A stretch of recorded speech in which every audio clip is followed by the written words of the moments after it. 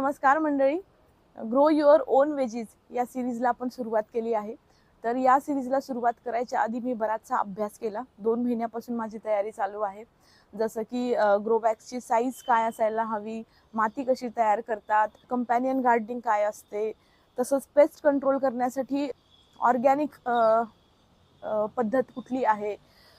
तर हे याचा सगळा अभ्यास केला आणि बऱ्याचशा गोष्टी ज्या बागेसाठी लागतील त्या मी ऑलरेडी मागवल्या, काही प्रमाणात माती तयारही केली।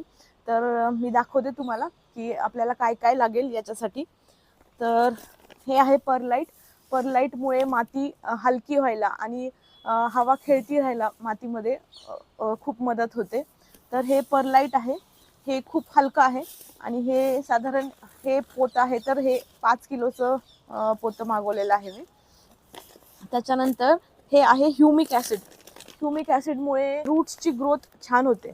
तर भाजीपाला लावल्याच्या नंतर 3ऱ्या आठवड्यापासून आपण अगदी थोड्या प्रमाणात ह्युमिक ॲसिड वापरू शकतो। हे पण एक ऑर्गॅनिक ह्युमिक ॲसिड आहे, म्हणजे बायोडिग्रेडेबल आहे। त्याच्यानंतर माझ्याकडे नेहमी असतं ते म्हणजे नीम ऑइल। नीम ऑइल मी ऑलरेडी माझ्या इतर झाडांकरता अधूनमधून वापरत असते पाण्यामध्ये टाकून। याच्याने बारीक सारीक कीड बऱ्याच प्रमाणात नियंत्रणात येते। त्यानंतर हे आहे ट्रायकोडर्मा। हे एक फंजीसाइड आहे आणि पालेभाज्यामध्ये पाणी जास्त राहिल्याने किंवा आपण कोकोपीट जास्त प्रमाणात मिसळतो तर त्यामुळे फंगसचा प्रॉब्लेम येऊ शकतो। तर त्यासाठी हा अगदी थोड्या प्रमाणात म्हणजे 1 to 2 टीस्पून म्हणजे अगदी थोड्या प्रमाणात हा वापरावा लागतो आपल्याला 10 किलो मातीला वगैरे।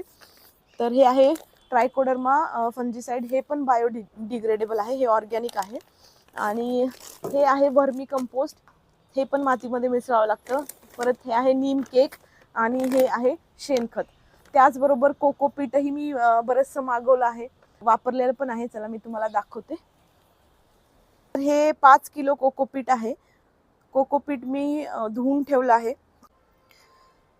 त्यानंतर काही वेगवेगळ्या साईजच्या ग्रो बॅग्स मी ऑर्डर केल्या आहेत। जसं की ही तुम्ही बघू शकता, ही घेवडा लावला आहे याच्यामध्ये।